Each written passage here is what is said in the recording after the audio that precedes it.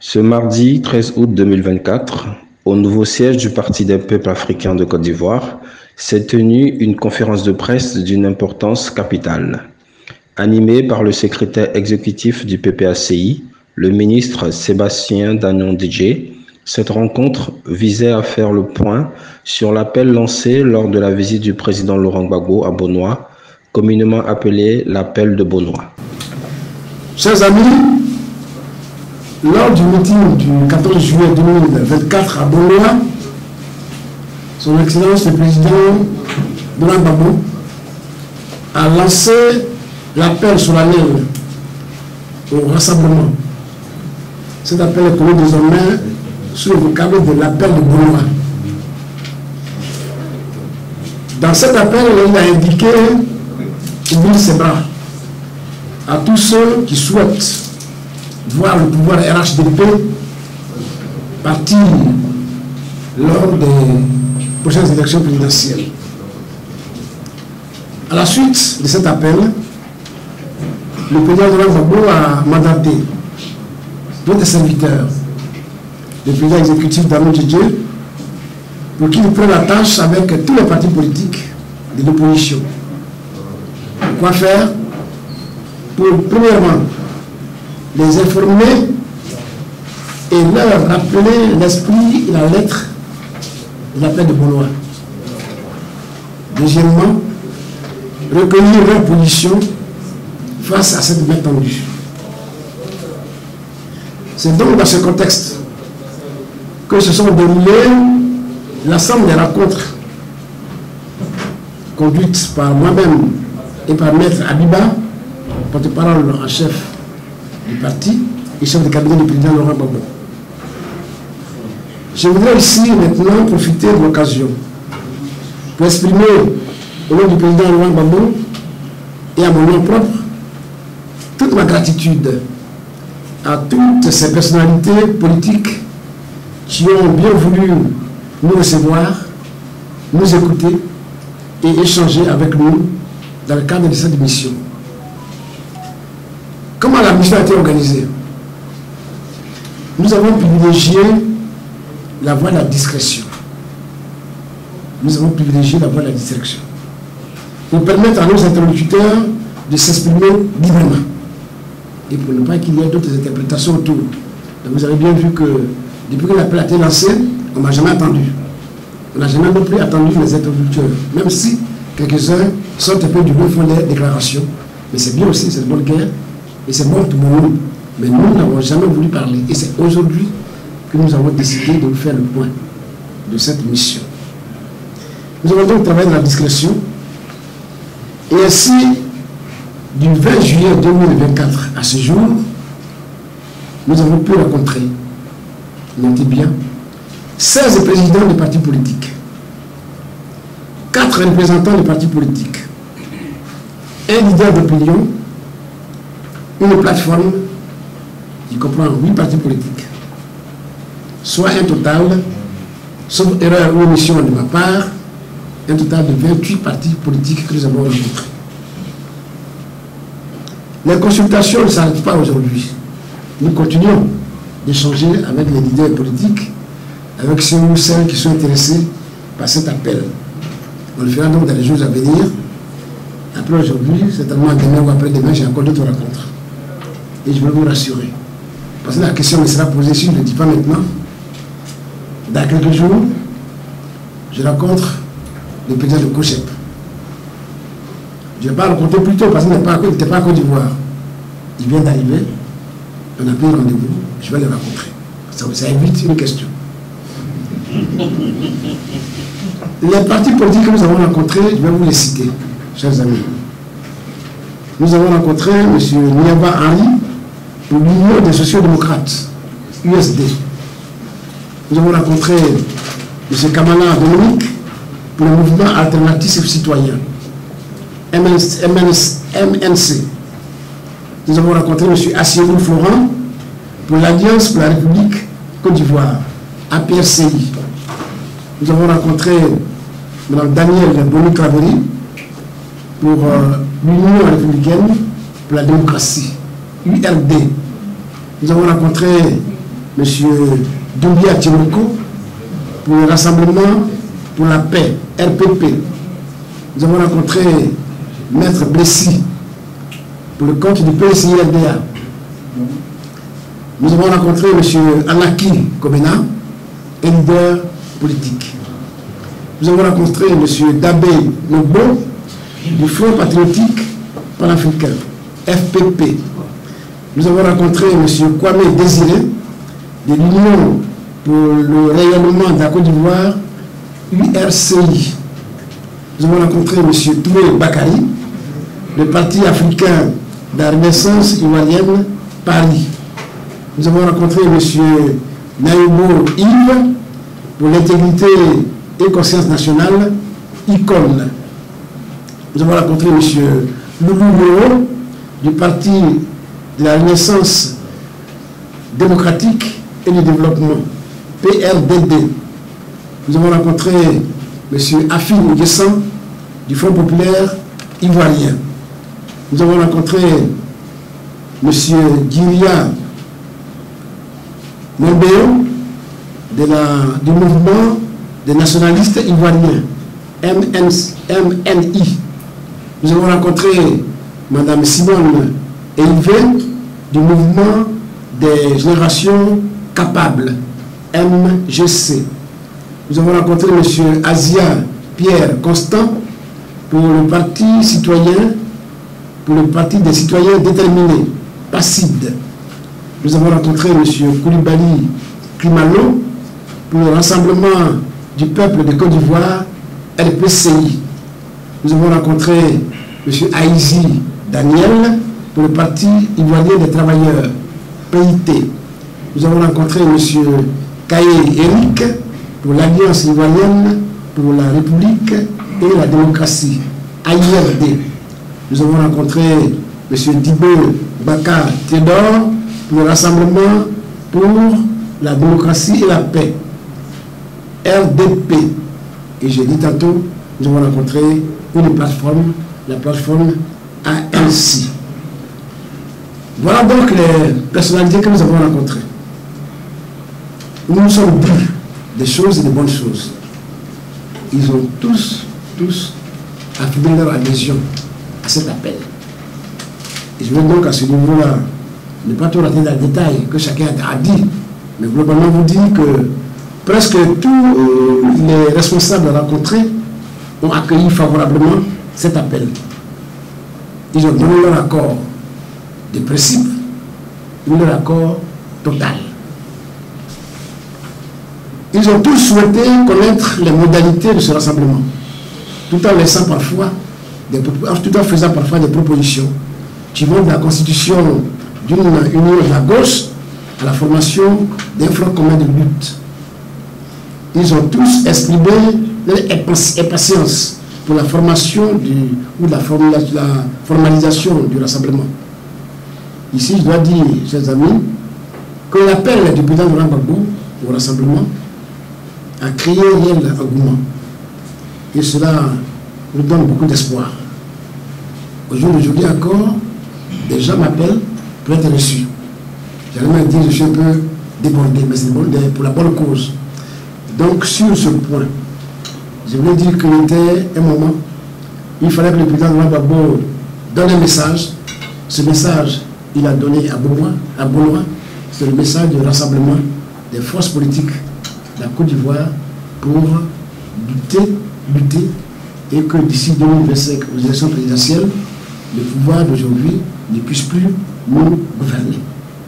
Merci beaucoup. Merci pour votre très amable attention.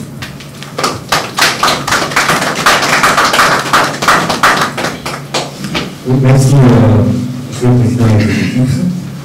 Nous allons passer à la série de questions. Mettez-vous en marche, s'il vous plaît. Merci.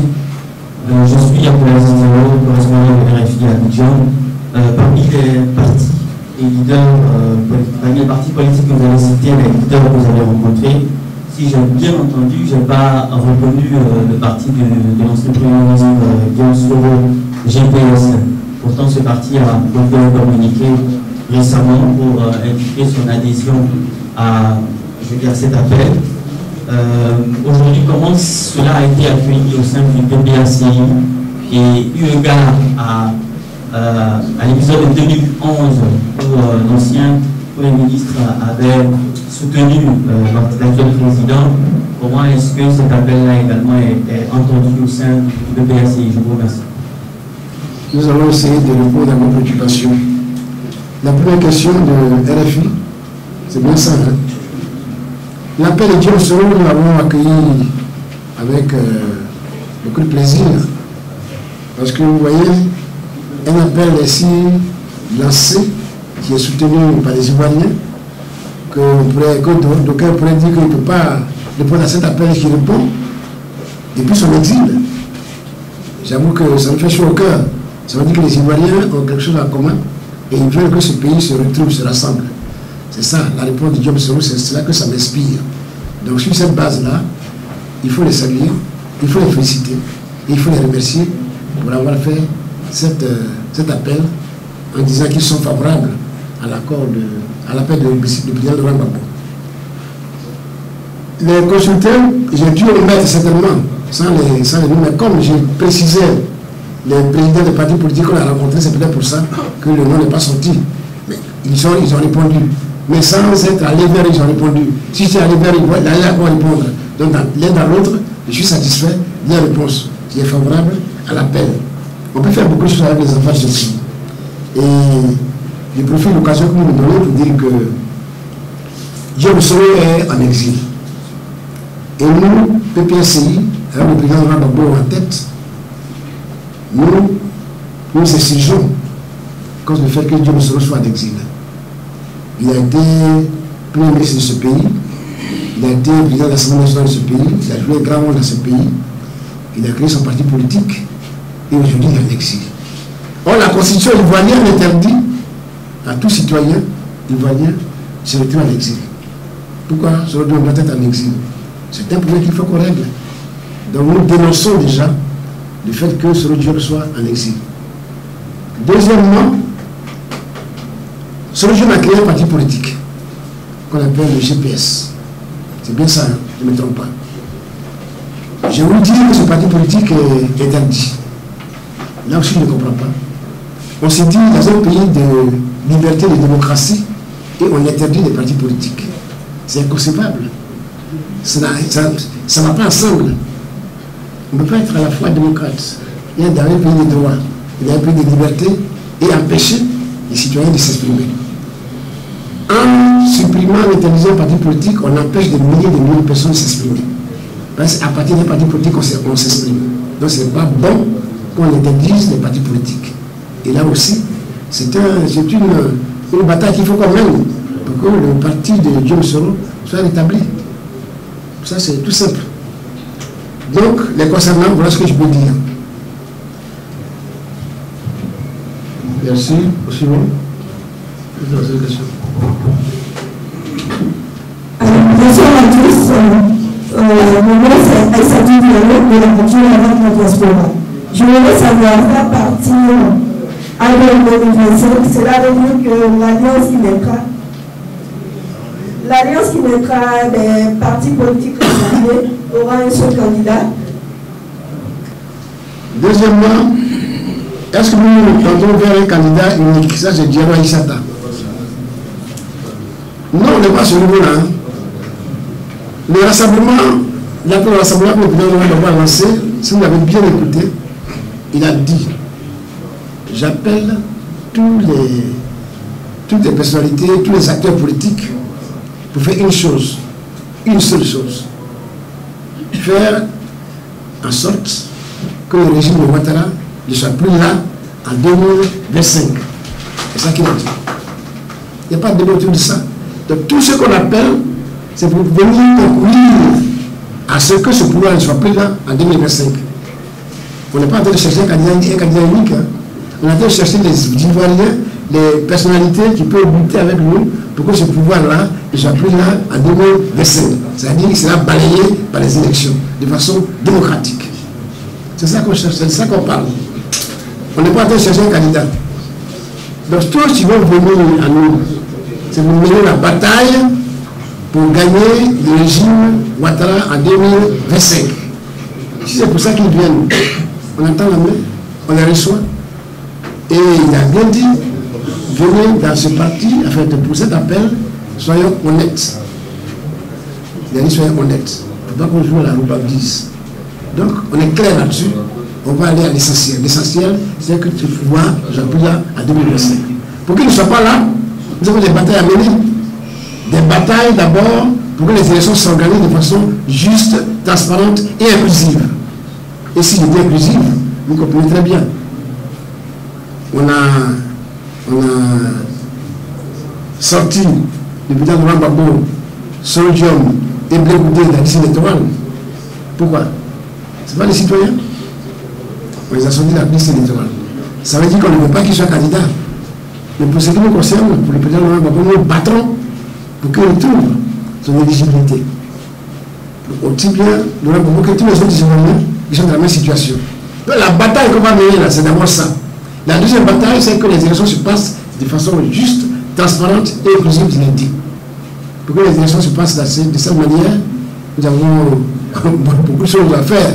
D'abord, commençons par la CEI elle-même, qui est soi-disant une commission indépendante, mais nous on l'appelle une commission dépendante du pouvoir en place. Il ne faut pas accepter ça. Donc cette bataille doit être menée. Il faut les mener. Ce qui conduit à l'élection de façon transparente et juste, c'est les électeurs. Qu'on permette à chaque électeur de voter et qu'on compte les bulletins à la fin de la journée. Donc la liste électorale doit être fiable. Pour que n'importe qui ne vienne pas voter n'importe comment. Il y a tout ça. Et quand on va finir ça, pour que la démocratie marche très bien dans notre pays, il faudra que les régions soient bien représentées, soient équitablement représentées dans les différentes instances du pouvoir, à l'Assemblée nationale. Donc le découpage électoral. Il faut soit un découpage électoral qui est fiable, qui est juste.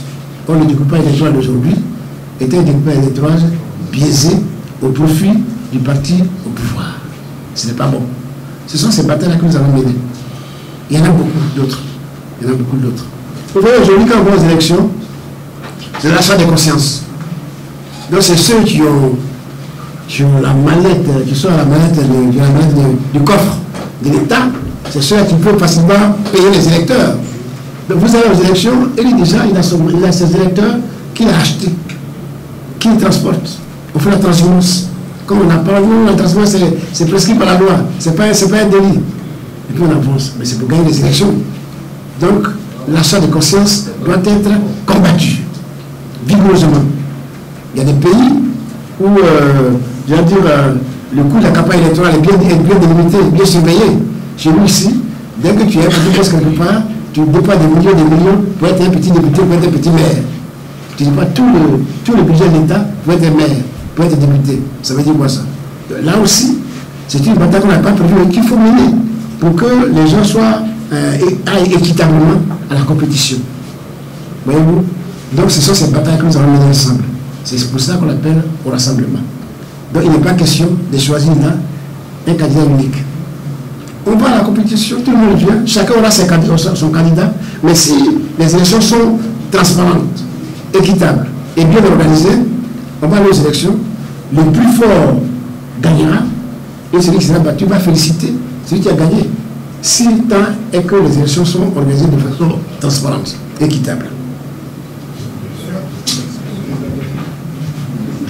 Merci. Je peux pas dire de nous avons presque dans le même sens qu'elle. Pour parler de rassemblement, ce n'est pas une alliance, et ça dit qu'on pourrait tendre à la longue vers une alliance.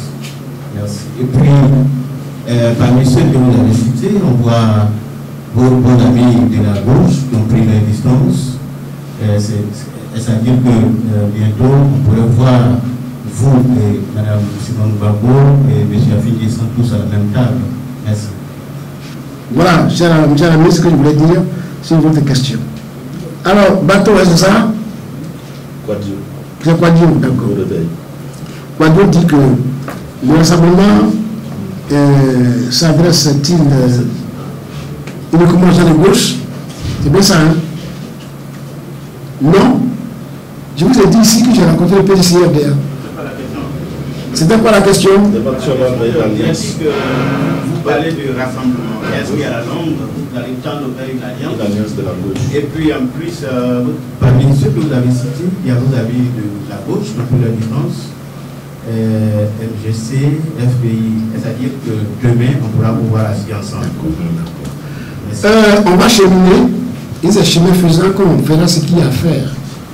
Nous, déjà, on était en audience électorale. À un moment donné, on est PDCRDA. Peut-être que ça va continuer, peut-être que ça ne va plus continuer, je n'en sais rien. Mais c'est quand on va cheminer là qu'on va se fréquenter et voir ce qu'il y a à faire. Pour l'instant, on appelle le rassemblement pour un seul objectif. Tout faire pour que le pouvoir RHDP ne soit plus là en 2025. Voilà l'objectif. Pendant ce parcours, s'il y a des combinaisons qu'on peut faire et se retrouver en alliance, on fera les alliances. Mais pour l'instant, ce n'est pas ça qui est la priorité. La priorité, c'est de nous mettre ensemble pour que le pouvoir du RHDP ne soit plus là demain. Alors, est-ce que demain, avec nos amis de gauche qui nous ont quittés, c'est ça la question. Il y a des gens qui nous ont quittés. Qui nous ont quittés, vont-ils revenir et on va s'asseoir demain sur la même table? J'ai déjà commencé, en allant les voir, ça a déjà commencé, mon ami. Je suis allé chez eux, les principaux. Il faut bien nommer les choses. Je suis allé chez Mme Bagou, je suis allé chez M. Afi. Voilà les principales têtes de gauche qui étaient avec nous. Je suis allé chez eux. Ça veut dire que tout est possible. Nous-mêmes, on les attend. C'était les maisons, c'est dit la maison. PPAC, c'est la maison. On les attend. S'ils sont venus, ou s'ils viennent, on va les accueillir à bras ouverts. Pour l'instant, j'en ai un parti politique. Nous les appelons par rapport à ça. À partir d'un parti politique, qu'est-ce qu'on peut faire ensemble pour que le pouvoir de RHDP ne soit plus là en 2025. Sinon, demain, si on peut s'asseoir avec eux, on s'assiera avec eux. Pour la bonne cause. On n'est pas fermé. On n'est pas fermé. On est ouvert à tout le monde.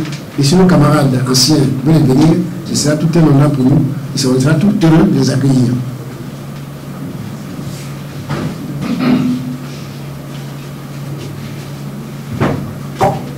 Une autre question? Le micro déjà.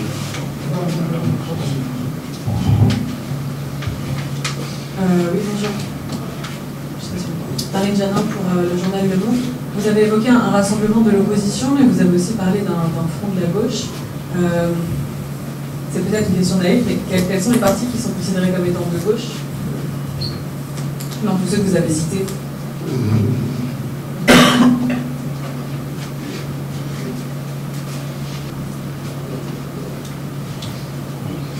Dernière question. Alors, dernière question, il a dit, là c'est tous les partis qu'on a construits sont les gauches. Ou bien on pense qu'ils sont les gauches. Quels sont les partis selon vous? Lesquels parmi ces partis sont Bon, j'ai cité beaucoup de partis politiques.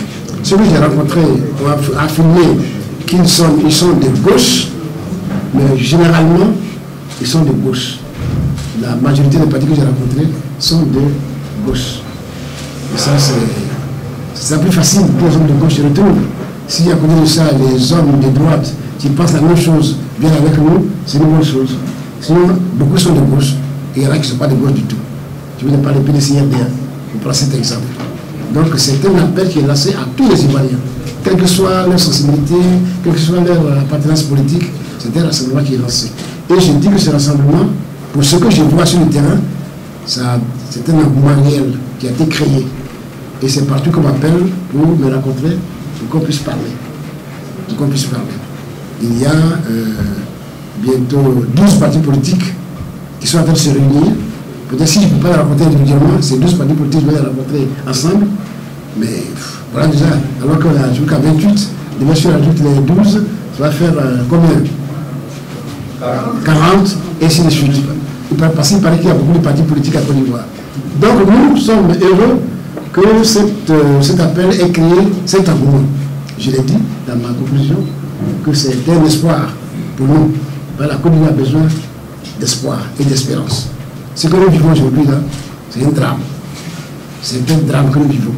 Et nous devons tout faire pour que le pays revienne à ses fondamentaux. Chers amis, c'était ça pour la première liste. Ok. Il y a encore une liste. Voilà. Nous allons passer à la deuxième liste. Christelle Pierre de TV5 Monde, quelle échéance vous donnez pour former cette coalition et lui donner des contours plus précis? Est-ce que vous laissez le temps de discussion pour 1 mois, 2 mois, 6 mois? Merci. Merci madame. Oui.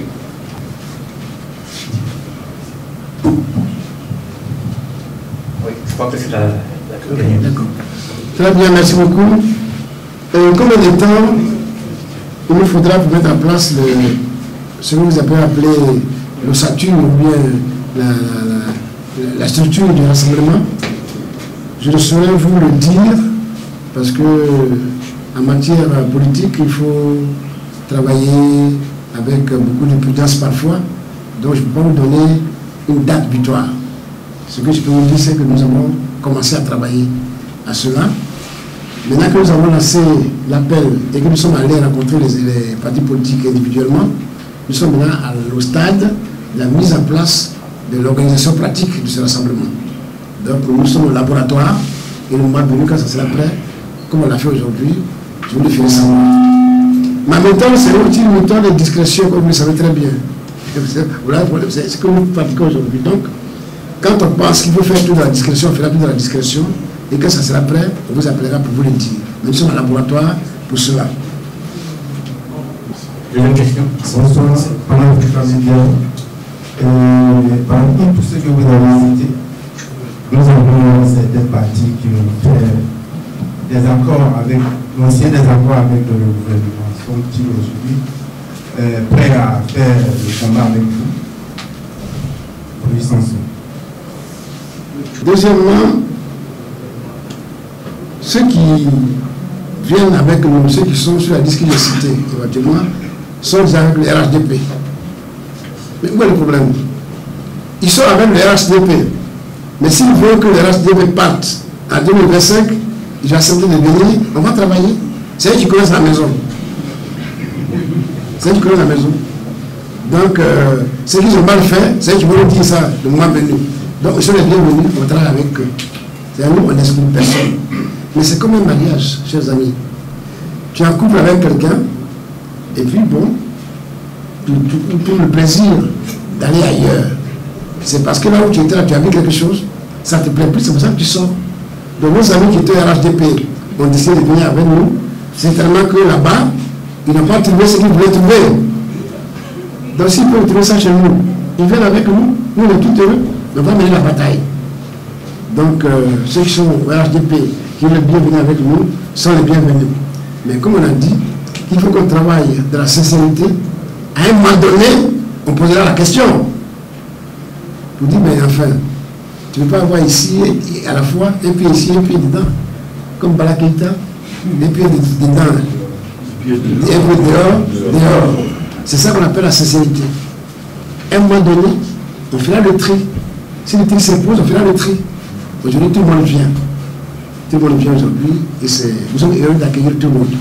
Mais soyez rassurés, nous sommes vigilants.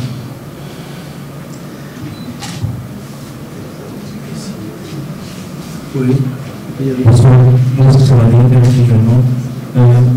Nous avons savoir quelles sont les modalités pratiques de collaboration entre ces différentes entités politiques, puisque il y a enfin, tous les partis qui veulent accéder individuellement au pouvoir, comment vous allez collaborer pour pouvoir atteindre l'objectif et l'efficacité de la collaboration. Ok. Les modalités de la modalité pratique, c'est ça que nous sommes en train de parler. Pour les modalités pratiques qui ont été demandées aussi par nos interlocuteurs, nous sommes au laboratoire. Nous allons maintenant construire une opération avec eux. Nous allons proposer, ils vont enrichir, et puis on trouvera un mécanisme, une structure qui plaira à tout le monde et on va travailler. Donc les modalités pratiques sont en cours.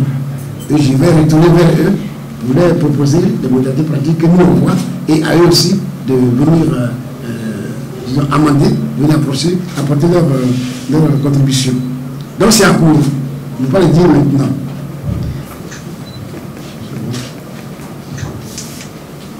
personne. Bonjour, monsieur le ministre. Baya, pour la voix originale. Alors, je voudrais attirer votre attention sur deux faits qui me semblent importants à relever. Deux demandes d'audience de la direction du PPAC précis il y a plus de 4 mois au Premier ministre de Grenoble pour la réhabilitation du président Laurent Gbagbo ont été ignorés par le gouvernement. Dans le jargon ivoirien, on dira le gouvernement a fait lui ignorer. Alors, à travers la modification de l'article 185 au niveau du code pénal, on a bien compris en analysant les explications de l'avocat Pembe qui était suivi par d'autres. Le chef de l'État à l'Assemblée veut réprimer tous ceux qui manifesteront leur solidarité pour la réhabilitation du président Laurent Gbagbo. Ma question. Au vu de la démarche du gouvernement qui semble faire croire qu'il ne semble pas du tout être prêt à discuter avec la direction du PPAC, est-ce que votre parti ne se cache-t-il pas derrière l'appel de pouvoir pour discuter avec le gouvernement au-delà de l'objectif final fixé? C'est une question. Est-ce que le PPAC n'a aucune inquiétude pour la suite concernant le président Laurent Gbagbo et pour le pays? Merci. Merci. Petit Baya, alors là, ton intervention a été très longue, c'est très important. Le Premier ministre Mandé refuse qu'on le rencontre. Qu'est-ce qui vous étonne? Moi, ça ne m'étonne pas. C'est la méthode de gouvernance. C'est de faire le sourd aux préoccupations des Ivoiriens. Vous voyez très bien ce qui se passe. Les Ivoiriens meurent, les Ivoiriens souffrent. Ça ne dit rien. Ils mettent les joies là, les mettent bout à bout. C'est ça qui est le travail. Les joies, c'est le même bout à bout, mais nous, on n'a pas encore ça. Donc, ça ne nous étonne pas. C'est leur habitude, c'est leur gouvernance.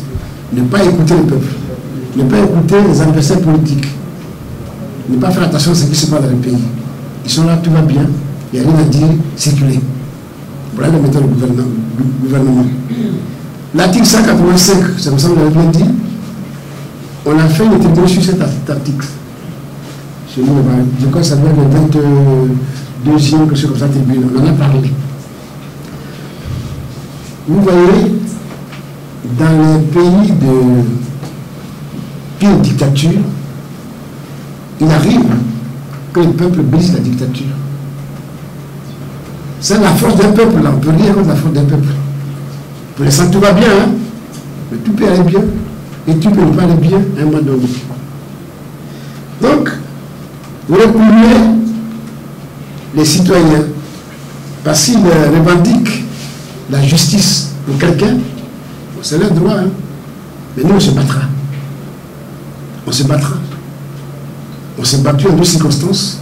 On se battra. On n'a pas d'autre choix que de nous battre démocratiquement. C'est ce qu'on fera.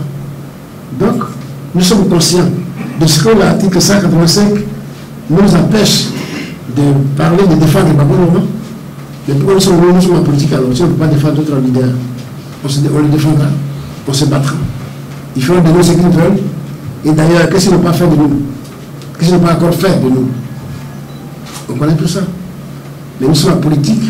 Nous espérons que pour la Côte d'Ivoire, là, à un moment donné, on va faire preuve de sagesse pour voir les choses en face et les régler comme cela se doit. Nous sortons d'une crise profonde qui a traumatisé notre pays. Et on n'est plus prêt à retomber dans cette crise-là.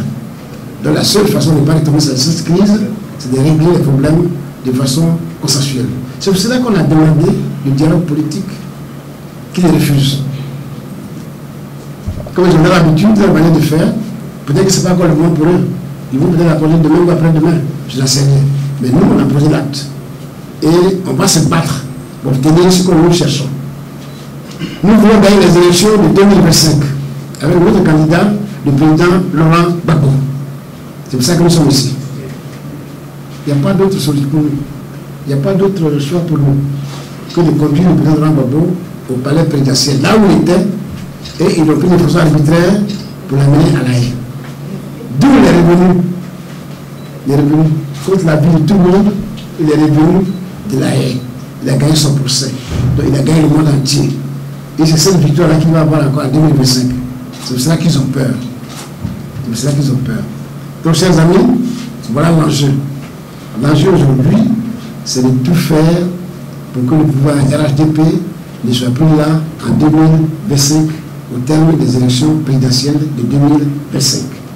L'appel est lancé. Tous les citoyens, tous les Ivoiriens et Ivoiriennes qui sont concernés, nous les attendons. Nous les attendons. Ils peuvent m'appeler à tout moment. Si je leur vois le numéro, je peux les appeler à tout moment. Qu'ils soient prêts, mais en tout cas, nous les attendons. On continue de rencontrer. Et à chaque fois, on fera le point. Aujourd'hui, c'est le premier point que nous faisons. La prochaine fois, on fera encore un autre point pour la deuxième étape. Chers amis, on est vers la fin. Nous sommes donc vers la fin. Je voudrais vous remercier d'être venus vraiment en si grand nombre. Cela veut dire que le sujet vous intéressait beaucoup. Et ça prouve aussi que vous avez beaucoup de... Comment on appelle ça, vous aimez notre pays, vous souhaitez que les choses marchent dans le bon sens. Moi aussi, je suis content que vous soyez là. Et je suis content que vous soyez préoccupés par la politique de notre pays. Et c'est ensemble que nous allons régler ce que nous pouvons régler. Vous, les hommes et les femmes de presse, à votre niveau aussi, vous avez le pouvoir, la presse, qui peut permettre de régler les choses dans un pays comme le nôtre. Je veux votre partition. Je veux votre partition pour aider notre pays à se relever. Sinon, nous sommes dans le gouffre et ce n'est pas bon pour notre pays. Le pays qui faisait la fierté d'antan de l'Afrique tout entière, c'est ici que nous avons connu les grands footballeurs, les grands artistes. C'est ici qu'ils sont passés pour rayonner dans le monde entier. Nous voulons retrouver cette chance-là. Nous voulons retrouver cette cohésion qui n'est pas à l'heure d'aujourd'hui, qui n'est pas à l'heure du jour. Donc, chers amis, nous comptons sur vous pour relayer notre message. Nous comptons sur vous pour sensibiliser les uns et les autres pour que la Côte d'Ivoire retrouve la paix définitive. Je vous remercie. Merci, président.